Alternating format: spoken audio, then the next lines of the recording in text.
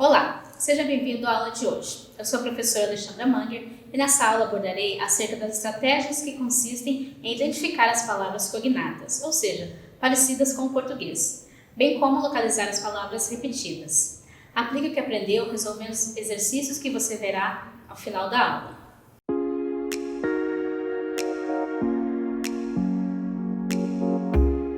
Olá, aluno unifaciar! Seja bem-vindo à aula sobre Cognates, Repeated Words and Contextual Words. Nessa aula apresentarei outras estratégias facilitadoras para a leitura em língua inglesa, como observar as palavras cognatas, repetidas e as contextuais. Porém, para isso é necessário entrar um pouco na gramática inglesa. Desse modo, você estudará também a ordem dos termos em uma sentença e a sua organização para que o texto fique coeso e coerente. Bons estudos! Estrutura das sentenças. Bonamy explica que existem dois aspectos importantes que devem ser observados na leitura de textos em inglês: a estrutura de frases e o grupo nominal. A estrutura de frases, ela diz respeito à ordem das palavras na sentença, enquanto o grupo nominal está relacionado aos modificadores que qualificam o substantivo ou o nome principal em cada grupo. Nesse primeiro momento, você aprenderá sobre a ordem dos termos na sentença.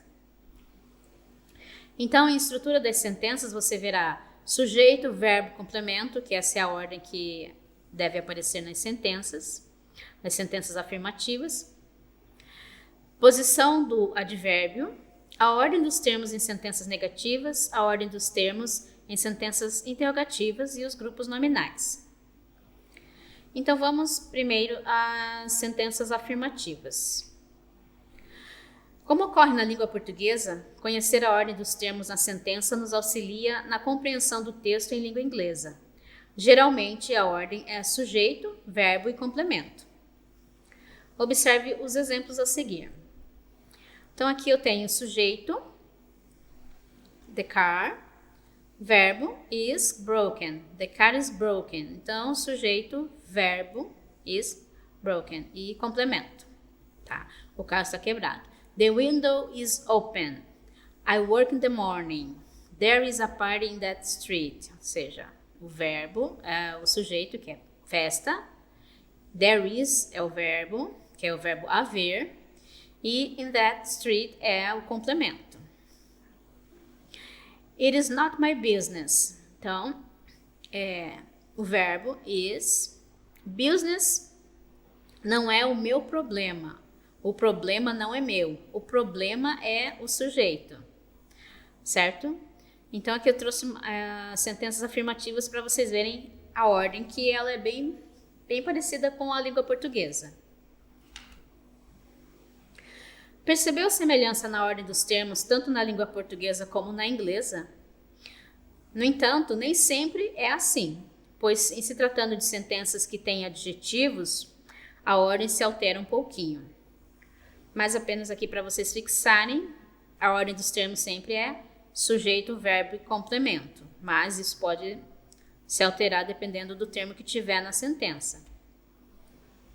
Vamos primeiro à posição do advérbio, por exemplo.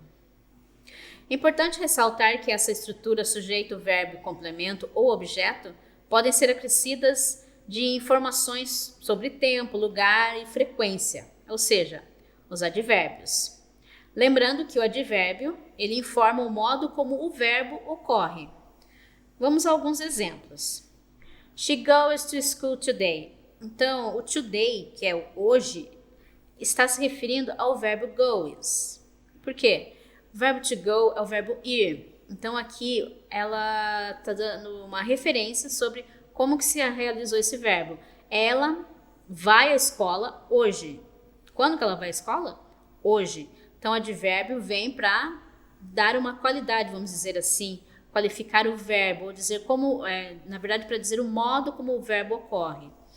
He speaks English all the time. Então, quando é que ele fala inglês? Ele fala todo o tempo. Mom cooks very well. Como é que a mamãe cozinha? Muito bem. I study English every day. Quando é que ela estuda? Todos os dias. Então, aqui o advérbio ele funciona para dizer como o verbo funciona. De que modo que o verbo funciona.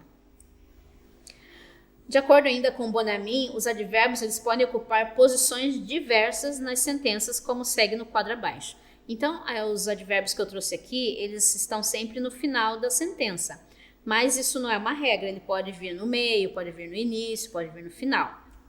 Então, eu trouxe esse quadro para você verificar a posição do advérbio em algumas sentenças. Aqui ele está também logo antes do verbo principal.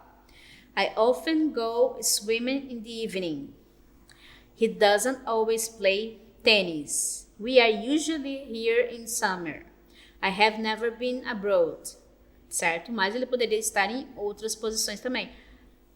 In the evening. Aqui também está dizendo é uma situação de lugar, objeto, lugar ou tempo.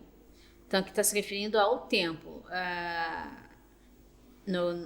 No final da tarde, à noite, que a pessoa gosta de nadar sempre. Here in summer, aqui também em relação ao tempo, ao período. O advérbio está aqui, mas isso aqui também é uma indicação de tempo ou lugar, certo? No verão. Então agora nós vamos ver a ordem dos termos em sentenças negativas, como que funciona. Quando você tiver que fazer a sua leitura em língua inglesa, você deve identificar sentenças quando são negativas, interrogativas e afirmativas. E compreender, de repente você se depara com um texto que tem did, didn't, ou don't, ou isn't, ou I am not, ou aren't, ou wasn't, se você não souber o que significa isso, você terá dificuldade de compreender o texto, se você não souber qual que é a forma negativa dos verbos no passado, no presente, enfim. Eu trouxe aqui alguns exemplos para que você veja. A sentença negativa ela é formada com o verbo auxiliar do e does, no presente, e did no passado, seguida da palavra not, e depois o verbo principal que não se altera.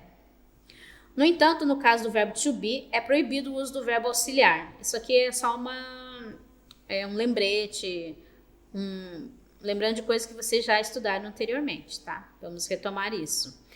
Então, lembrando que o verbo to be é proibido usar o verbo auxiliar. Você apenas acrescenta not depois do verbo to be. Ou seja, o que vem depois do verbo to be é o am, is ou are. E no passado é was e were. Então, apesar da ordem inversa parecer que está errado, por exemplo, está não, ou estão não, eram não, deve se realizar a leitura na ordem correta. Então, vamos ver aqui os exemplos para ficar mais claro para você.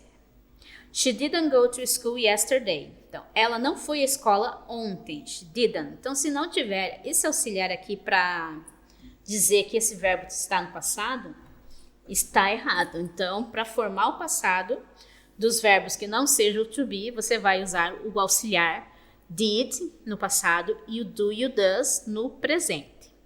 We didn't know anything. Nós não sabemos de nada. My son doesn't want to eat now. Meu filho não quer comer agora. I don't know how to cook. Eu não sei cozinhar. He isn't home at night.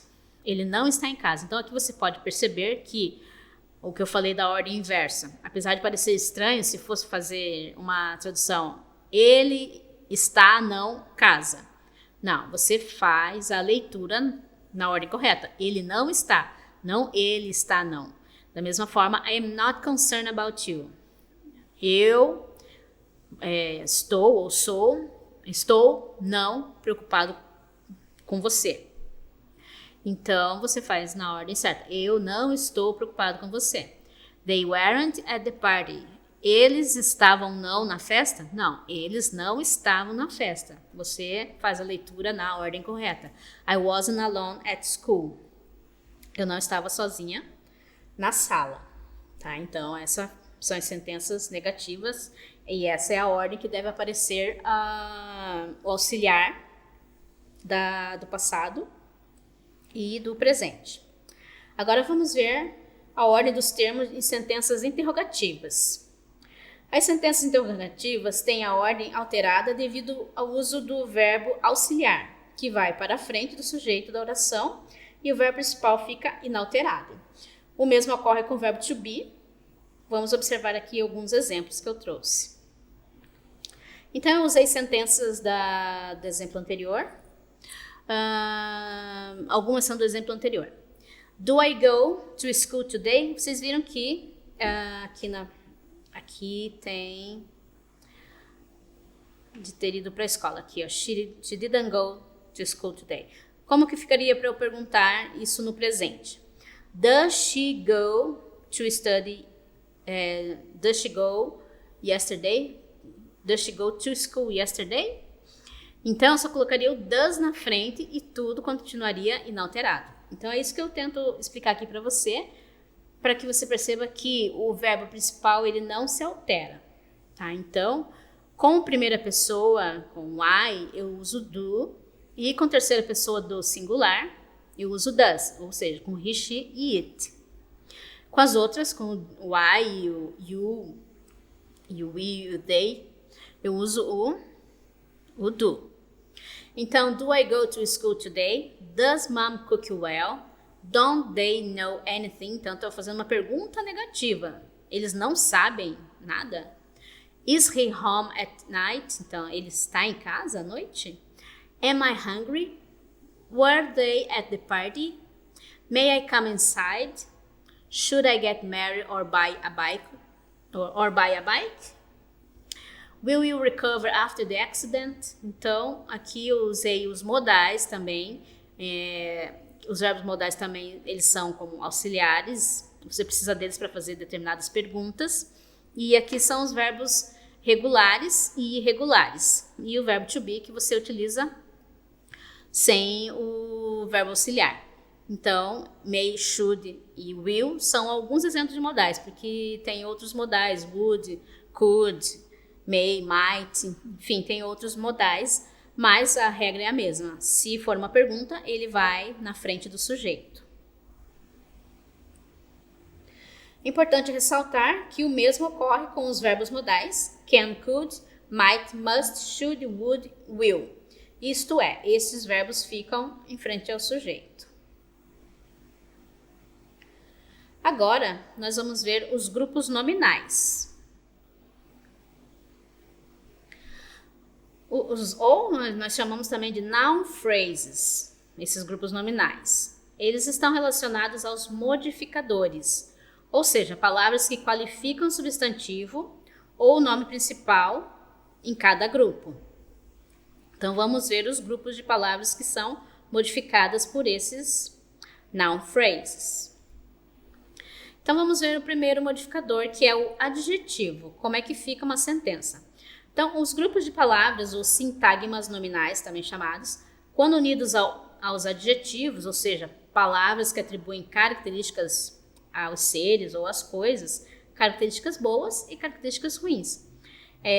O substantivo, eles devem precedê-lo, ou seja, você tem o substantivo ou você tem o nome, quem vem primeiro é o adjetivo. Então, ele é um modificador aqui no caso vai ser do substantivo. Então, eu trouxe os seguintes exemplos. The beautiful girl lost her doll. A menina perdeu a sua boneca. I have a little dog. Tem um cachorrinho. Mary ate a delicious pasta. Então, Maria comeu uma macarronada deliciosa. I have a big red car. Perceba que aqui você tem dois adjetivos. Então, eu tenho um carro vermelho, red, e grande, big red car. Então, na tradução, procure sempre traduzir o que vem primeiro. Red, big red car. Carro vermelho, grande. I ate a delicious French food. Eu comi uma deliciosa comida francesa. It was a short and amazing trip. Foi uma viagem curta e incrível. I met an American man at work. Conheci um americano no trabalho. Então, esses são os sintagmas ou o grupo de palavras que é modificado pelo adjetivo. Ou seja, você viu que aqui girl, dog, pasta, car, food, trip, man são substantivos, ou seja, são nomes. Então, eles são alterados, modificados por um adjetivo. Mas também pode ocorrer de um substantivo ser alterado ou ser modificado por outro substantivo. Veja o que acontece. I want to eat a potato salad. Potato salad. Quero comer uma salada de batata. She's my new gym teacher. Então, ela é a minha nova professora de ginástica. They are drinking an orange juice. Eles estão bebendo um suco de laranja. Então, vocês viram que um substantivo também pode modificar. Porque eu poderia dizer, I want to eat a salad. Or, she's my new teacher. Or, they are drinking a juice. Mas aqui, quando você acrescentou outro substantivo, você especificou exatamente o que é aquela salada, especificou professor de quê e suco de quê. Então, entenda que adjetivo pode modificar um substantivo, outro substantivo pode modificar um substantivo.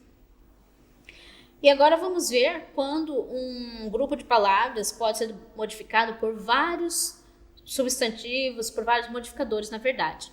E aqui entra algo que Bonamy diz que os sintagmas nominais podem ser alterados pelos seguintes modificadores. Pelos adjetivos, que a gente já viu, substantivo, mas também por advérbio e artigo. Por isso podem causar confusão na hora de traduzir. Para esses casos, a autora aconselha a começar a tradução pela última palavra. Então eu trouxe um trecho do livro da Bonamy, em que ela traz um exercício, ela pegou uma notícia, uma matéria, de 2015, em que tem esse texto. Dengue fever is a viral disease transmitted to humans through the bite of an infected female mosquito. Dengue can be found in tropical and subtropical climates across the globe, primarily in urban and semi-urban areas. This place about half of the world population at risk. Então, qual que é a sugestão aqui? Analisar os elementos textuais da seguinte forma. Então, viral disease. Então, aqui é um grupo nominal, certo? É um sintagma nominal formado por um substantivo e viral, que é um adjetivo. Então, como você traduz isso? Uma doença viral. Infected female mosquito. Então, female é um substantivo? Não, é um adjetivo. Infected é um verbo. Mosquito, que é o substantivo. Então, você vê que tem 3 elementos aqui para você verificar quem modificou quem. Então, na verdade, o mosquito, que é o substantivo, ele foi modificado pelo adjetivo e pelo verbo, tá? E tropical and subtropical climates, também o climates, que é o substantivo, ele foi modificado por essas 2 palavras aqui, que são adjetivos, certo? Então, apenas para você ter uma noção que uma palavra, ela pode ser modificada por adjetivo, substantivo ou pode ter vários modificadores. Agora, nós vamos ver uma outra coisa que você precisa prestar atenção na hora da leitura da língua inglesa, quando nós temos palavras formadas por afixos. Na aula passada eu falei um pouco sobre afixos, que é no início da palavra, com prefixo apenas ou só com um sufixo, ou quando a palavra tem os dois, tem um afixo, tem um prefixo e o sufixo. O exemplo que eu dei na aula passada foi o believe, em que você pode colocar unbelievable. Então, você formou uma terceira palavra e o que, consequentemente, muda a classe gramatical dessa palavra. Então, na aula passada, nós vimos um pouco sobre os sufixos, afixo, sufixo e prefixo, que quando adicionados à palavra primitiva, eles formam outra palavra. Hoje veremos outro aspecto dos afixos na formação das palavras. Então, na língua portuguesa, nós temos alguns processos de formação de palavra. E isso também acontece na língua inglesa. Tá? Então, nós vamos ver agora o processo de composição e derivação para formar uma palavra em língua inglesa. Então, a formação por composição. Nesse tipo de composição, 2 palavras são unidas sem sofrer alteração na sua forma original. Separadamente, elas têm significados distintos, porém, quando unidas, ganha um novo significado. Então, veja os exemplos. Então, part-time são palavras distintas, significados diferentes, mas quando estão reunidas, se tornam meio período, part-time. Head e ache. Headache, dor de cabeça. Gentle e man, gentleman, cavalheiro. Songwriter. Então, o que é song? É canção, é música. E writer é escritor. Então, songwriter ou songwriter é compositor. Fire é fogo. Man é homem. Então, fireman, bombeiro. Hand e some. Hand é mão e some, algum. Então, handsome é bonito e handsome é usado apenas para homens. Quando você fala que alguém é bonito ou alguém do sexo masculino, você fala que ele é bonito. He's handsome. Ou you are handsome. Você não diz you are beautiful, porque beautiful é para mulher, para coisas, para crianças, mas handsome é exclusivamente para homens. Hair cute. Então, hair cute, corte de cabelo, certo? Então, essa é a formação de palavras por composição. Agora vamos à formação de palavras por derivação. Nesse tipo de composição, a nova palavra é formada a partir do acréscimo de afixos, que é o que a gente viu na aula passada, só que eu vou trazer de uma outra forma, porque você coloca afixos, prefixo ou sufixo, e desse modo ocorre alteração na classe gramatical da palavra, porque se tornou outra, certo? Então, por exemplo, nós temos aqui o prefixo, re, mono, multi, ex, over e this. Então, juntando a palavra write, rewrite, reescrever, porque só write é escrita, rewrite, reescrever, escrever é write e rewrite é reescrever. Monolingual, monolingue. Multinational, ex-wife, overweight. E dishonest, certo? A palavra é honest, com o prefixo this vira dishonest, desonesto. Então, o que antes era talvez um substantivo, vira um adjetivo, o que era um adjetivo vira um substantivo, enfim, vira um verbo. Ele muda de classe gramatical. Aqui eu tenho palavras em que eu acrescento um sufixo. Aqui eu acrescentei um prefixo, aqui eu acrescentei um sufixo. Então, pay mais ment, payment, pagamento. Learn, learning, aprendizagem. Você viu que aqui pay é um verbo, aqui todos eles são, não são todos os verbos, mas pay, learn e learn são verbos. Então, virou um substantivo, payment, pagamento.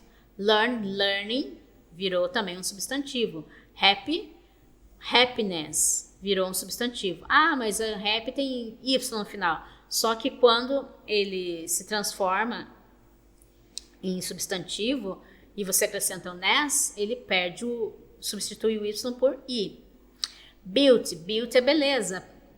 E beautiful, então, beauty, beleza é substantivo. Quando se une a full, beautiful, vira um adjetivo.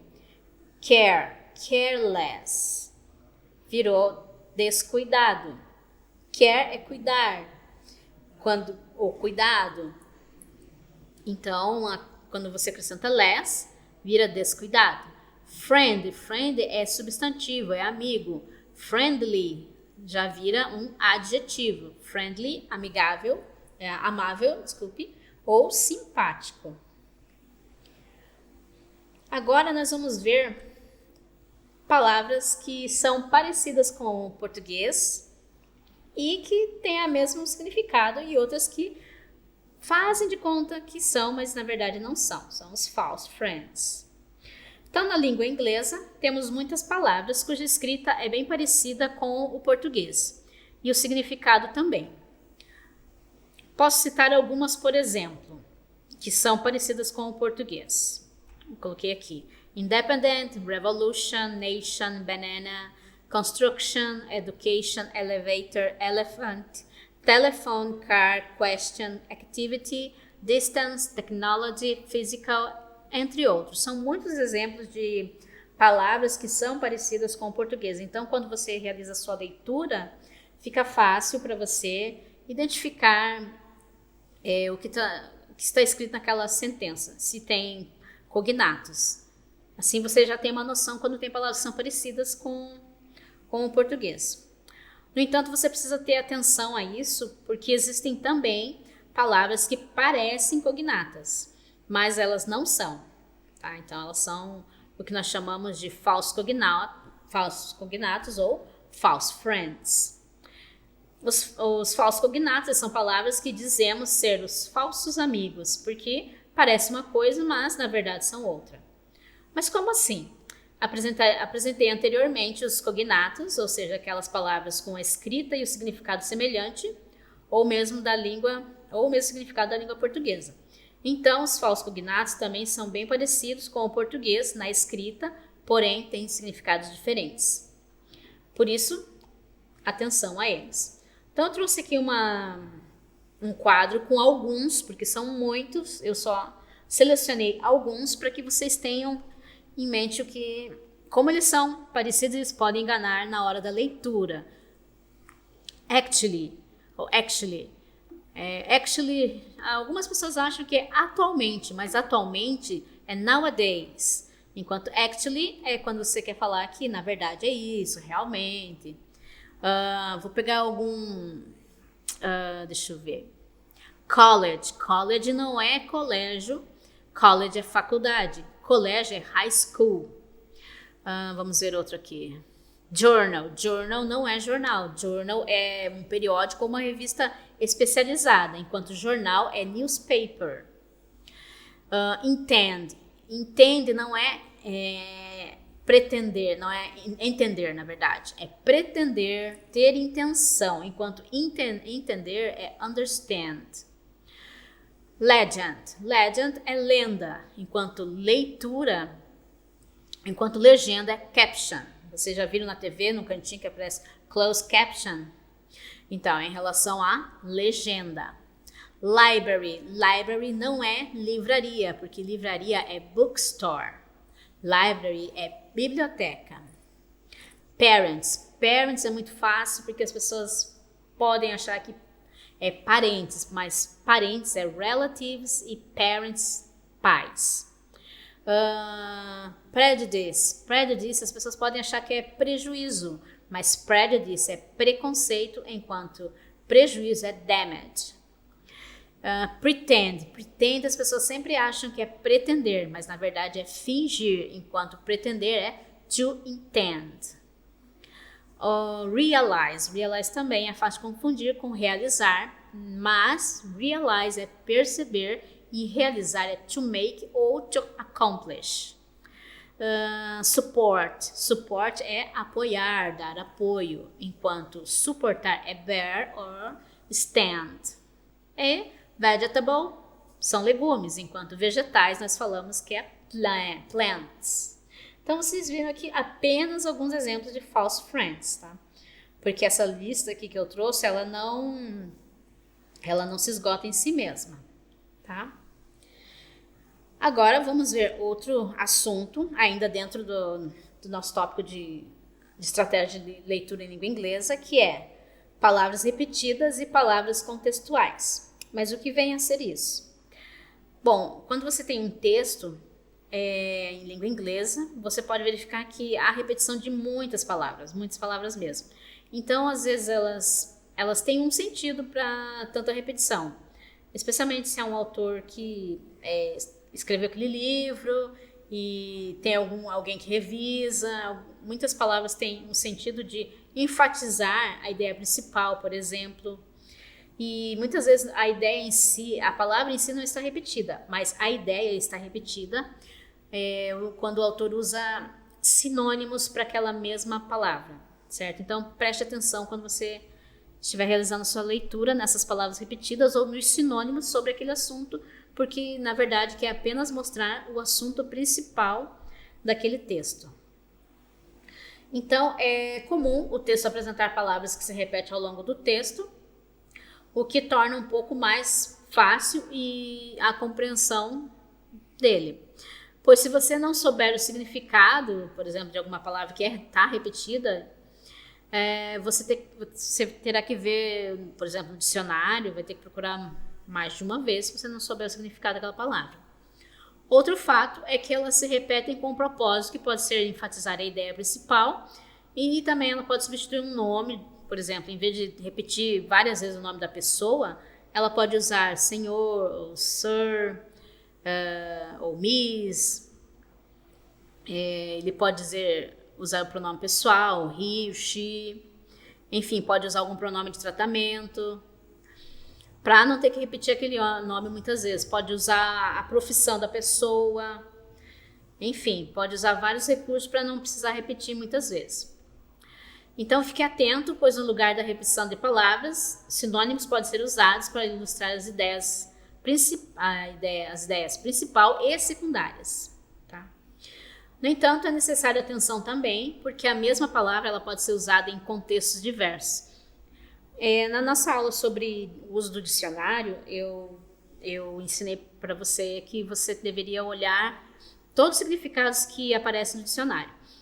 Eu estou procurando a palavra education, então eu vou procurar a lista completa, ver tudo que aquele verbete ali do dicionário diz sobre a palavra education.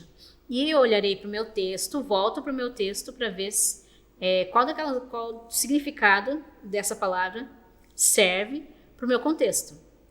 Então, nisso que diz respeito a palavras conceituais ou contextual words, para que você preste atenção no conceito da palavra. Às vezes, no dia a dia, aquela palavra pode ser usada daquele jeito,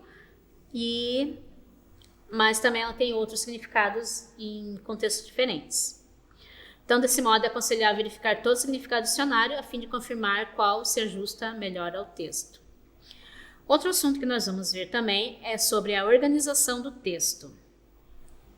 Então, a organização do texto é um fator importante para a compreensão dele em qualquer idioma. Mas como que isso se dá? Para que isso aconteça, é necessário que o texto seja coerente e coeso. Em língua portuguesa, você já deve ter ouvido isso muitas vezes. Ou seja, os parágrafos devem estar ajustados de modo a conversarem um com o outro, criando uma unidade entre as ideias e a sequência nas informações. Tendo esses aspectos como premissa, o leitor tem melhor compreensão do assunto abordado e a leitura é direcionada. Agora eu vou te apresentar cada elemento que torna a leitura em língua inglesa mais fluida e fácil. Então, nós vamos ver a coerência, coesão, os marcadores discursivos e os referentes textuais. Tá, o que torna um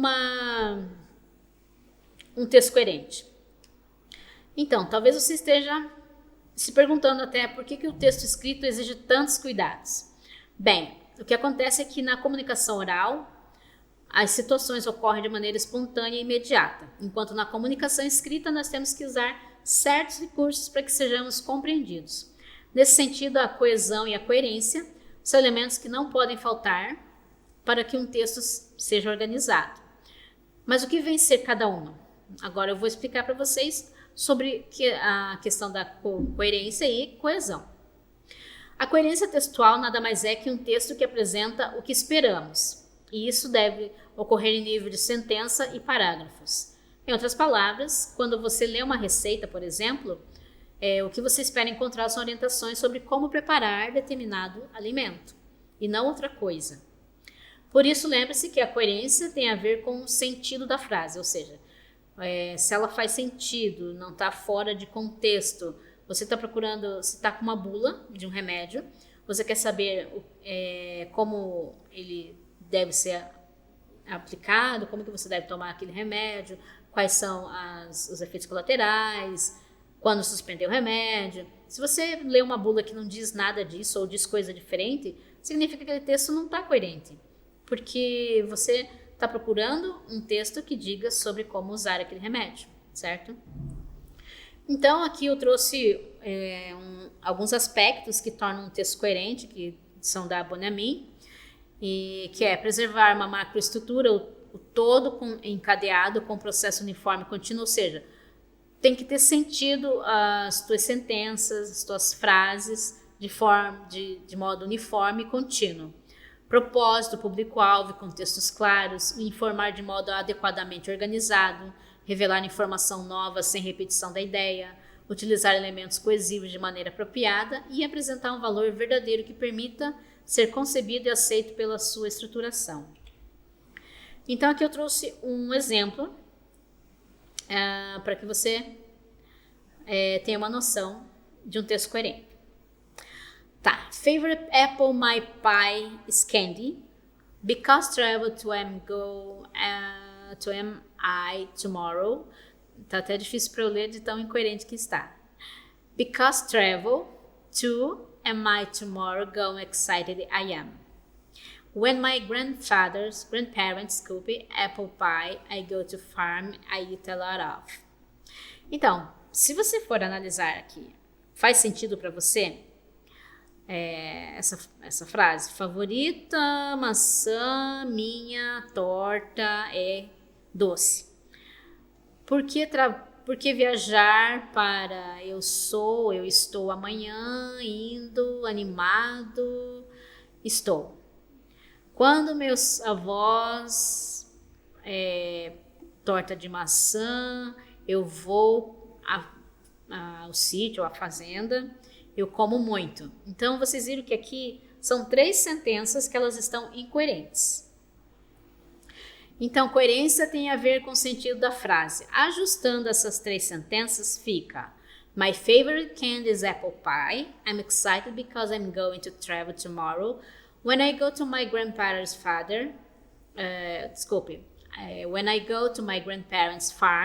I eat a lot of apple pie. Então, eu disse que meu doce favorito é torta de maçã. Eu estou animado para viajar, porque eu vou viajar amanhã. E quando eu vou para a casa dos meus avós, ou para o sítio dos meus avós, eu como muita torta de maçã. Então, esse foi o exemplo de coerência. Agora, quanto à coesão, eu vou usar aqui a mesma sentença que eu usei ali em cima, transformada em coerente, para explicar para vocês que um texto, apesar dessa sentença estar coerente, ela não está coesa, ou seja, ela não está ligada, não está conectada. E como nós fazemos para que essas 3 sentenças fiquem ligadas e conectadas? É simples. O que eu fiz aqui?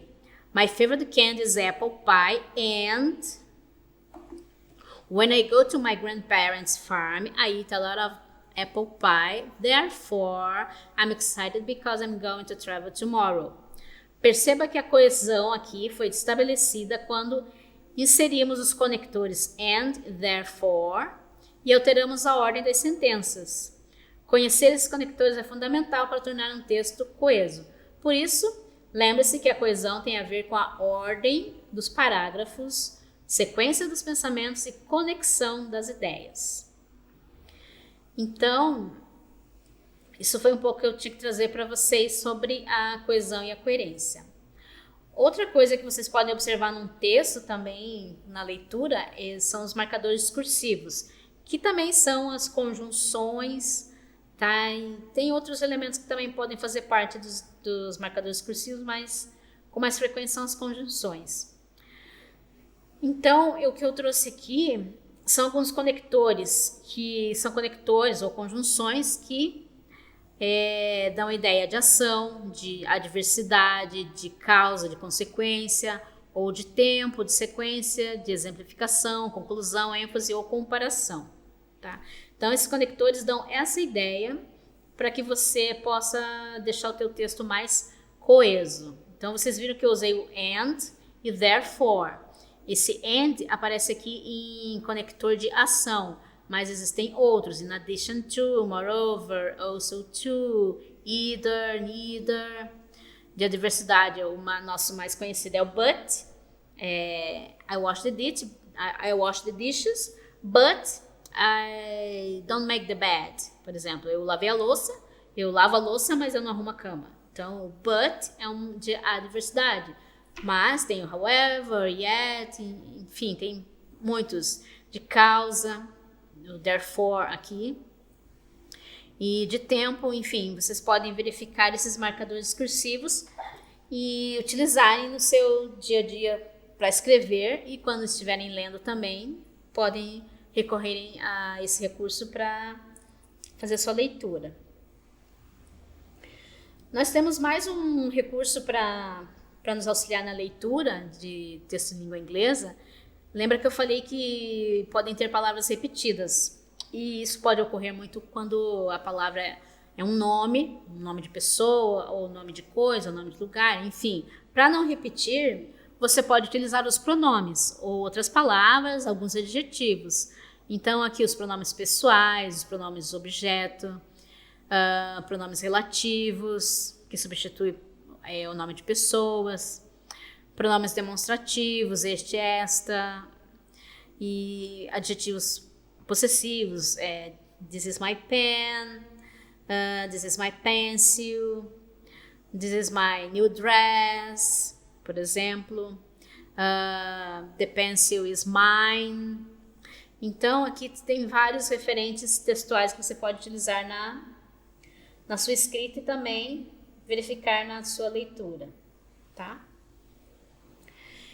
Então, aluno unifaciar, chegamos ao fim de mais uma aula em que você aprendeu outras estratégias para leitura em língua inglesa, como verificar a ordem dos termos na sentença, reconhecer os grupos nominais e afixos, selecionar as palavras cognatas e separar os false friends.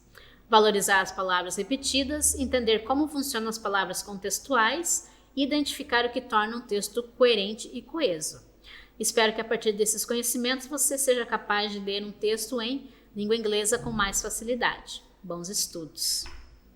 E aí, você conseguiu perceber, por meio dos exercícios de leitura, quantas palavras são parecidas com o português e outras que se repetem ao longo do texto? Se você ainda tem dúvida, assista a videoaula quantas vezes for necessário. Você ainda tem à sua disposição outros materiais na plataforma, como o e-book que traz o conteúdo que abordei na videoaula. Leia esse material com atenção, pois ao final da aula tem um questionário que foi elaborado em função do texto base e que está no e-book. Para complementar os seus estudos, indiquei uma leitura. Espero que você aproveite o material disponível e que essa aula tenha agregado conhecimento e te ajude quando tiver dúvidas sobre o assunto. Obrigada por ter assistido até o fim e desejo a você bons estudos.